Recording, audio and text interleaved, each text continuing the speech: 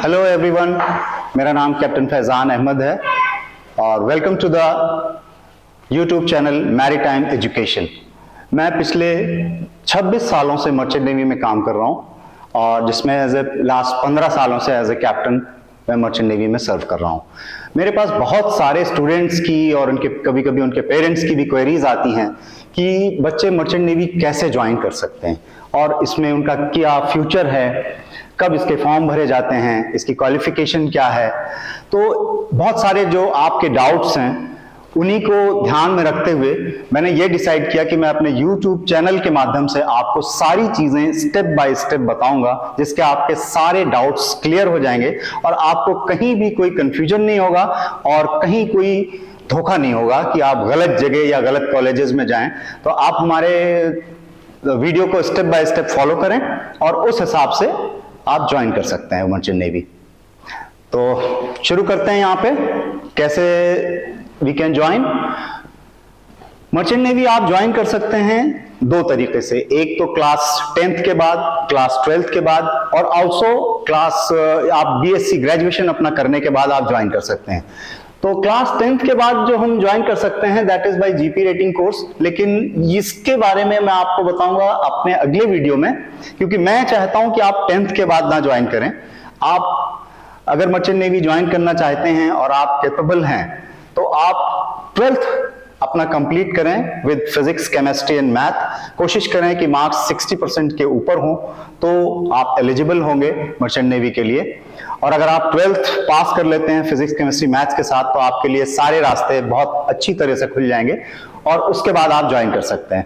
तो मैं आज आपको बताऊंगा कि 12th के बाद अगर आप ज्वाइन करेंगे तो कैसे ज्वाइन करना है। तो after passing the 12th exams या फिर आप 12th अपीयर हो रहे हैं तो भी आप फॉर्म भर सकते हैं और एग्जाम्स दे सकते हैं। तो इसके लिए क्या मिनिमम एलिजिबिलिटी है, क्या क्राइटेरिया है, वो यहां पे मैंने प्रिस्क्राइब किया हुआ है।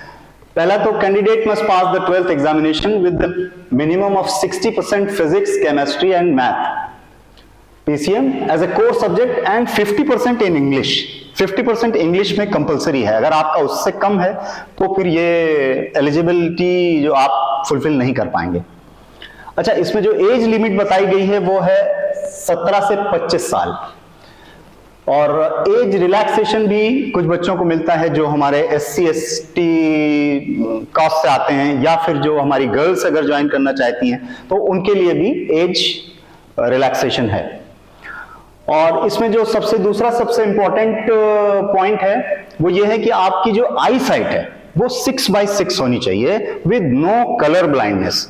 तो if you are planning to join a merchant navy आपको पहले अपना मेडिकल टेस्ट करना होगा एक कि आपकी आई साइट बराबर है 6/6 और आपको कोई कलर ब्लाइंडनेस नहीं है, क्योंकि अगर आपको कलर ब्लाइंडनेस मिलेगी तो आप अगर उसके बाद अगर आपको पाई गई कलर ब्लाइंडनेस तो फिर आपकी सारी चीजें बेकार हो जाएंगी और कलर ब्लाइंडनेस के साथ आप मर्चेंट नेवी नहीं ज्वाइन कर सकते।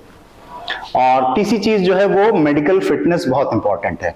तो ज्वाइन करने से पहले तो आपका मेडिकल फिटनेस किया जाएगा। तो वो आप, ये हमारा है क्राइटेरिया। उसके बाद हम आते हैं एग्जामिनेशन पे। तो जब आप 12th अपीयर हो रहे हैं या 12th कर चुके हैं या ग्रेजुएशन कर चुके हैं आप अपना, तो उसमें सबसे पहला जो क्राइटेरिया है वो ये है कि आपको IMU CET Indian Maritime University Common Entrance Test एक देना होता है। बहुत ही ज्यादा मुश्किल टेस्ट नहीं है, अगर आप 12th में आप स्कोर कर सकते हैं 60-70% तो आई एम श्योर कि आप ये भी क्रैक कर लेंगे। और मैं डेफिनेटली अपने चैनल पे सारी चीजें, सारी गाइडलाइन, सारे प्रोस्पेक्टस और सारे मटेरियल भी प्रोवाइड करूंगा कि आप IMU के लिए कैसे तैयारी करेंगे। और IMU एग्जाम्स जनरली मई में होते हैं। नेक्स्ट एग्जाम जो हमारा होने वाला है वो मई 2026 में होगा, जिसके लिए फॉर्म आई बिलीव मार्च या अप्रैल, बिगिनिंग अप्रैल में फॉर्म इसके लिए भर दिए जाएंगे। तो इसकी भी जानकारी मैं पूरी आपको देते रहूंगा अपने चैनल के माध्यम से। आप हमारे साथ बने रहिएगा तो आपको सारी इंफॉर्मेशन मिलती रहेगी कि कब फॉर्म आ रहे हैं और कब तक लास्ट डेट है, कब आपको उसको कंप्लीट करना है। उसके बाद एग्जाम्स के बाद जो शॉर्ट लिस्टेड कैंडिडेट होंगे based on IMU CET scores will be called for counseling at designated IMU campus। अगर आप IMU में सेलेक्ट होते हैं फिर आपको काउंसलिंग के लिए कॉल किया जाएगा। जो भी उनके कैंपसेस होंगे। उसके बाद ड्यूरिंग काउंसलिंग, जब आप काउंसलिंग के लिए जाएंगे तो आपको सारे अपने ओरिजिनल डॉक्यूमेंट्स लेके जाने होंगे, और इसीलिए इसको मई और में एग्जाम्स रखा जाता है ताकि जो बच्चे अपीयर हो रहे हैं उनके भी रिजल्ट्स आ चुके हों। तो काउंसलिंग मोस्ट लाइकली जून में होती है, तब तक आपके पास आपके मार्क्स अवेलेबल होंगे। तो वहां पे आपको सारी काउंसलिंग में आपके सारे original documents will be verified and you will undergo a physical fitness test counselling के टाइम पे ही। फिर जो वहां पे सक्सेसफुल कैंडिडेट होंगे will be allotted seat in IMU campus और एफिलिएटेड इंस्टीट्यूट्स। ठीक है। अच्छा, इसमें मर्चेंट नेवी ज्वाइन करने के लिए बेसिकली 3 जो मेन पॉइंट्स है वो है कि आप कैसे ज्वाइन कर सकते हैं। पहला, DNS course. DNS diploma in nautical science, ये 1 ईयर का कोर्स होता है and this leads to a career to a deck officer to captain. दूसरा है BSc नॉटिकल साइंस, ये 3 ईयर का कोर्स है and that you will get a degree after that. यहां की diploma in nautical, DNS diploma in nautical science में जब आप एग्जाम्स अपना क्लियर करेंगे तो you will get a certificate of competency, not a degree, और यहां पे आपको डिग्री मिलेगी ग्रेजुएशन की। And this also leads to a same path, deck officer to captain. तीसरा जो तरीका है वो बीटेक मैरीटाइम इंजीनियरिंग है। अगर आप इंजन डिपार्टमेंट में ज्वाइन करना चाहते हैं या इंजीनियरिंग करने के बाद आप टेक्निकल हैंड्स में ज्वाइन करना चाहते हैं तो अब आप बीटेक मरीन इंजीनियरिंग, ये 4 साल का कोर्स होता है जो आप कर सकते हैं और उसके बाद इंजन डिपार्टमेंट ज्वाइन कर सकते हैं। इसका डिपार्टमेंट होता है engine officer to chief engineer. आगे हम चलेंगे तो आपको बताएंगे कि ये डिप्लोमा हम कहां से कर सकते हैं या नॉटिकल साइंस कहां से कर सकते हैं। बीटेक मरीन करना है तो वो कहां से, किस इंस्टीट्यूट से कर सकते हैं। ये आपको सेलेक्ट करने के लिए बहुत ही केयरफुल होना पड़ेगा, और जब आप चाहें मेरे कमेंट बॉक्स में आप हमसे पूछ भी सकते हैं कि हम जो है कौन सा कॉलेज चूज करें या कैसे सेलेक्ट करें, तो मैं आपको गाइड भी कर दूंगा। अदरवाइज इसमें बहुत से लोग गलती कर देते हैं और गलत कॉलेजेस में एडमिशन ले लेते हैं, उसके बाद उनको कोई प्लेसमेंट नहीं मिलती है। ठीक है। अच्छा, फी स्ट्रक्चर जो है वो क्या होता है। अगर आप डिप्लोमा नॉटिकल साइंस करना चाहते हैं 1 ईयर का कोर्स, तो इसकी जो 1 साल की मिनिमम फीस होती है that is around 6 to 8 lakhs। ये हर इंस्टीट्यूट का यही है। कुछ इंस्टीट्यूट की 6 lakhs है, कुछ की 6.5 है, कुछ की 7 है, कुछ की 8 है। और अगर आप BSc nautical science 3 year course करेंगे तो इसकी जो एवरेज फीस है वो 8.5 lakhs से और 19 lakhs तक है। तो 19 lakhs सिर्फ एक ही 2 इंस्टीट्यूट्स की है, स्पेशली फॉर तोलानी मैरीटाइम।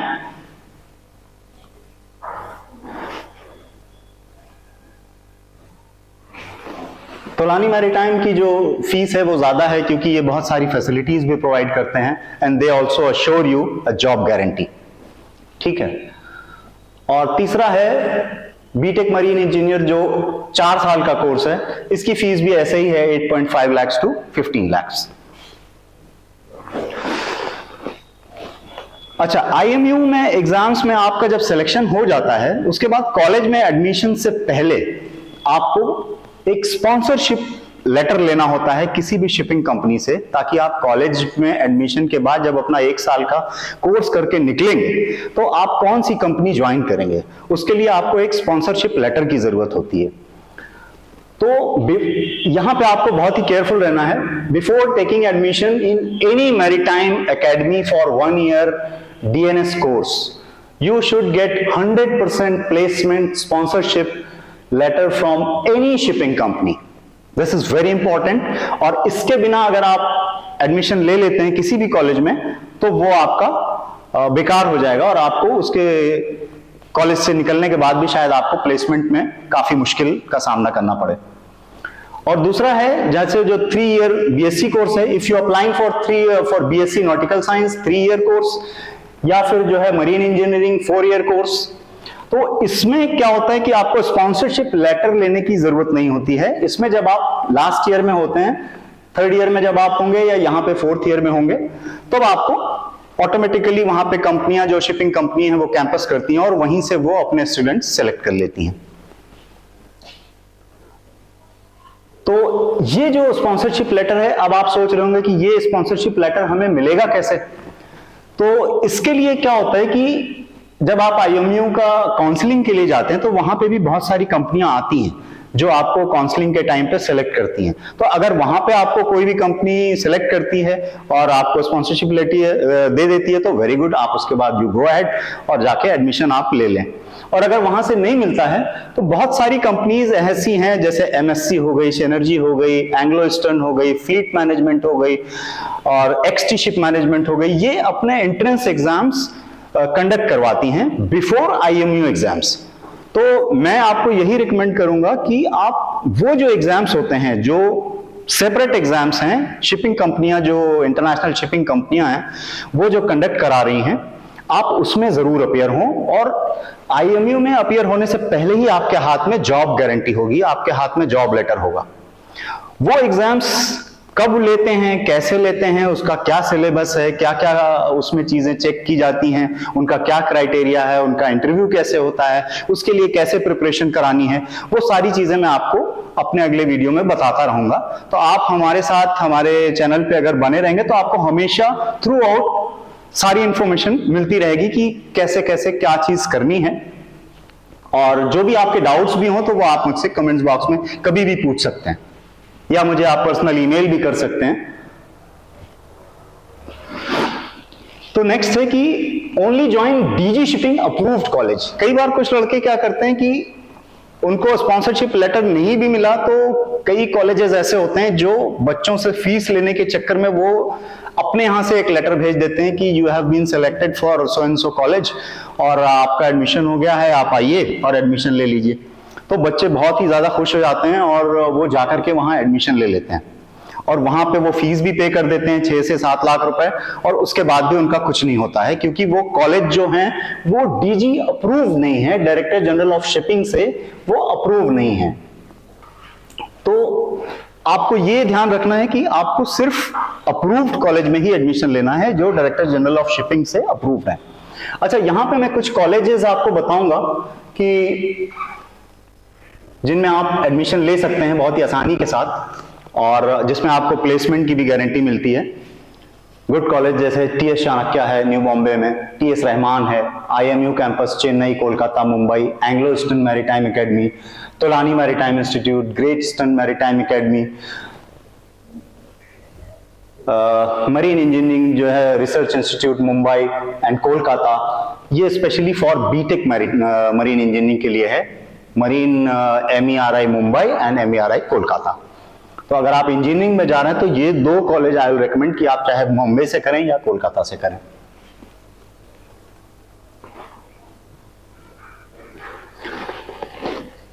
अब इसमें यह है कि अगर आपने कॉलेज भी कर लिया और 1 साल का कोर्स भी कर लिया और आपके पास स्पॉन्सरशिप लेटर भी है, तो उसके बाद आपको शिपिंग कंपनियां ज्वाइन करवाती हैं और उसके बाद आपके मन में ये डाउट होगा कि हमारा क्या करियर होगा, क्या पाथ होगा, कैसे हम आगे ग्रो करेंगे। तो जब आप 1 साल का यहाँ प्रीसी ट्रेनिंग कोर्स कर लेते हैं DNS का, या 3 ईयर BSc नॉटिकल साइंस या इंजीनियरिंग जो भी है, उसके बाद आपको शिप पे ट्रेनिंग और दी जाती है फर्दर, ताकि उस सी ट्रेनिंग के बाद आप आगे के एग्जाम्स क्लियर कर सकें और मर्चेंट नेवी में आपको आगे प्रमोशन मिलता रहे। तो अगर आप डेक साइड से हैं तो आप सबसे पहले उस कोर्स के बाद as a deck cadet join करेंगे। उसके बाद फिर डेक कैडेट के बाद आप एक सर्टेन सी टाइम सर्विस होता है 18 मंथ्स का, वो आप अपना कंप्लीट करेंगे DNS के बाद, या अगर आप BSc नॉटिकल साइंस हैं तो अपना 12 महीने का सी टाइम कंप्लीट करेंगे और उसके बाद आके एग्जाम देंगे।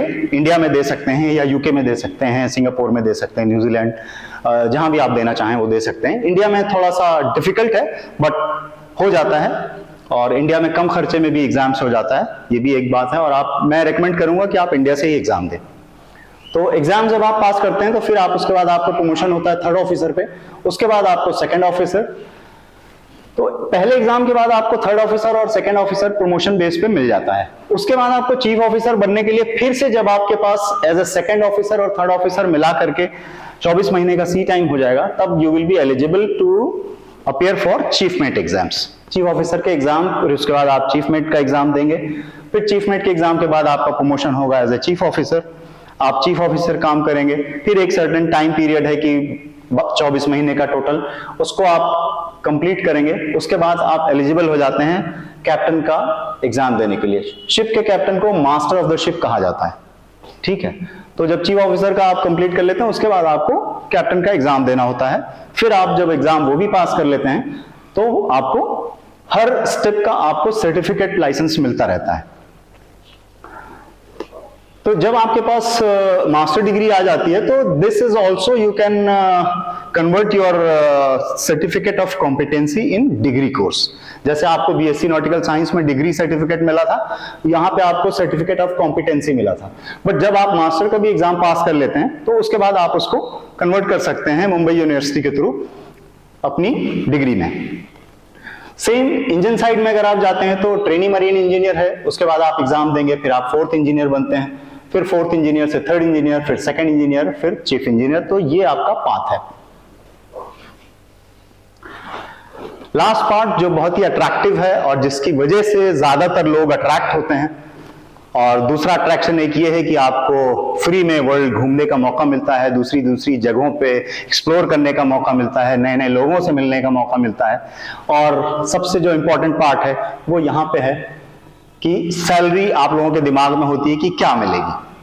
तो जब आप कैडेट में ज्वाइन करते हैं, 1 साल की यहाँ ट्रेनिंग करने के बाद आप 7-8 लाख रुपए फीस जमा करते हैं, उसके बाद आप एज ए कैडेट ज्वाइन करते हैं, तो आपको सैलरी जो स्ट्रक्चर होता है depend on company to company की कौन सी कंपनी अच्छी है, कौन सी कंपनी कैसी है। तो कुछ कंपनियां 45,000 देती हैं, कुछ 50, कुछ 65 ऐसे ही मिलती हैं। फिर आप उसके बाद जब आप एग्जाम पास कर लेते हैं तब आप जूनियर ऑफिसर में आपका प्रमोशन होता है, तो या जूनियर इंजीनियर में होता है, क्योंकि थर्ड ऑफिसर बनाने से पहले अभी ज्यादातर कंपनियां एक बार आपको ट्राई करती हैं जूनियर ऑफिसर में कि आपकी परफॉर्मेंस कैसी है, will you be able to perform as a third officer और नॉट। तो अगर आप जूनियर ऑफिसर में अपनी परफॉर्मेंस नहीं दे पा रहे हैं तो आपको थर्ड ऑफिसर का मौका नहीं मिलेगा। तो यहाँ पे भी आपको जूनियर ऑफिसर में अपनी पूरी परफॉर्मेंस देनी होगी ताकि आपको रिकमेंडेशन मिले और आपको अगला प्रमोशन मिले। तो जूनियर ऑफिसर में जनरली 65,000 से लेके 1 लाख तक आपको सैलरी मिल जाती है। फिर आपका जब प्रमोशन होता है थर्ड ऑफिसर में या फिर फोर्थ इंजीनियर में, अगर आप इंजन साइड में है तो यहाँ पे आपको सैलरीज देख रहे हैं कि 2 लाख से लेके 3.5 लाख तक है। सेकंड ऑफिसर में जब आप हो जाते हैं या थर्ड इंजीनियर हो जाते हैं तो आपकी सैलरी 2.5 लाख से लेके 4 लाख तक हो जाती है। तो जब आप चीफ ऑफिसर पे पहुंचते हैं या फिर कंपैरेटिवली जब आप सेकंड इंजीनियर होते हैं अगर आप इंजन साइड में तो आपकी सैलरीज का स्ट्रक्चर होता है 5 लाख टू 8.5 लाख। ये डिफरेंस इसलिए है कि depend on company to company की कंपनी आपकी कहाँ की है, कैसी है, और depend on type of vessel, आप किस तरह के शिप पे काम कर रहे हैं कि वहां पे कैसा रिस्क है, कैसा एनवायरनमेंट है। तो अगर आप बल्क करियर पे काम कर रहे हैं तो आपको शायद सैलरी थोड़ा कम मिलेगी, अगर आप कंटेनर्स पे काम कर रहे हैं तो भी शायद थोड़ा सा कम रहेगी। बल्क करियर और कंटेनर्स की ऑलमोस्ट बराबर होती हैं। फिर उसके बाद अगर आप ऑयल टैंकर्स पे काम कर रहे हैं तो आपकी सैलरी थोड़ा सा और इंक्रीज हो जाती है। फिर अगर आप केमिकल टैंकर्स पे काम कर रहे हैं तो और थोड़ा सा इंक्रीज हो जाती है। उसके बाद अगर आप गैस करियर पे काम कर रहे हैं जो LNG और या LPG कैरी कर रहे हैं तो वहां पे आपकी सैलरीज और भी बढ़ जाती है, ठीक है। तो लास्ट 8.5 लाख तक आपको मिल जाती है। और अगर आप कैप्टन तक रहते हैं, कैप्टन बन जाते हैं या चीफ इंजीनियर बनते हैं, कैप्टन और चीफ इंजीनियर की जो सैलरीज है उनमें कोई डिफरेंस नहीं होता है, सिर्फ सीनियरिटी का फर्क पड़ता है। अगर कैप्टन ज्यादा सीनियर है तो उसको ज्यादा सैलरी मिलेगी, अदरवाइज दोनों का सैलरी स्ट्रक्चर सेम होता है। सिर्फ कमांड जो है वो कैप्टन के पास होती है। इंजन डिपार्टमेंट का जो इंचार्ज होता है, हेड ऑफ द डिपार्टमेंट, वो चीफ इंजीनियर होता है। वो यहां से जितने भी लोग हैं इन सब का जो हेड ऑफ द डिपार्टमेंट है वो चीफ इंजीनियर है। और जो पूरे शिप का एडमिनिस्ट्रेशन जिसके पास होता है, कमांड जिसके पास होती है, he will be a captain. तो कैप्टन की जो सैलरी होती है वो 6.5 लाख से लेके 12 लाख तक होती है। कुछ कंपनियां और भी ज्यादा दे देती हैं, आप डिपेंड करता है जैसे मैंने बताया आप किस टाइप के शिप पे काम कर रहे हैं, ठीक है। तो come to the conclusion, this is a powerful career, but as I said कि you need a discipline, hard work and passion. अगर आपके पास हार्ड वर्क है, डेडिकेशन है, पैशन है तो डेफिनेटली आपको ज्वाइन करने से कोई नहीं रोक सकता और सारे एग्जाम्स आप पास कर सकते हैं। सो यहाँ पे एक कहना चाहूंगा, whether you are in class 10th, 12th or in BSc, you can start planning today. Talk to your parents, study hard and stay focused. Thank you, good luck. मैं आपको अपने अगले वीडियो में अब ये बताऊंगा कि अगर आप सिर्फ 10th के बाद ज्वाइन करना चाहते हैं तो फिर आप कैसे ज्वाइन करें। Thank you. तो अगर आपको मेरी जो है वीडियो इंफॉर्मेटिव लगी हो, अगर आपको पसंद आई हो, तो मेरे चैनल को लाइक सब्सक्राइब जरूर करें।